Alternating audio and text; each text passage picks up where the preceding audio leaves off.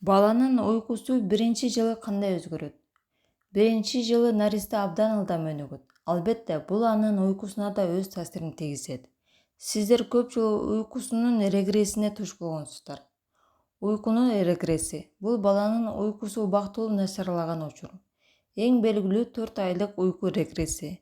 Көпчүлүк энелер коркушат, бирок баары эле аны байкабайт.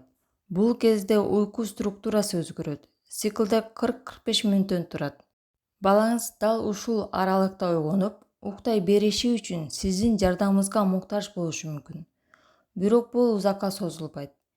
Бир нече жуманын ичинде ал өзү циклдан циклге өтүп, уктап баштайт. 6-7 айда, андан соң 10-12 айда сепарация кризиси болот. Бул учурда бала апасы өзүнөн бөлөк жашай турганын түшүнө баштайт жана апасынын кетип калышы аны катуу тынчсыздандырат. Ошондуктан бала сизге жабышып, эч жакка кетирбей коюшу мүмкүн. Бул учурда түшүнүү, мээрим жана денелик контакт аны тынчсызданууну азайтууга жардам берет. Адатта мындай учурларда уйку убактылуу бир нече күнгө гана бузулат.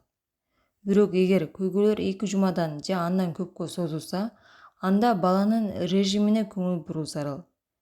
Биринчи жылы режим дайыма өзгөрөт. Күндүзгү ойгонуу убактысы узарып, уйку убактысы кыскарып турат.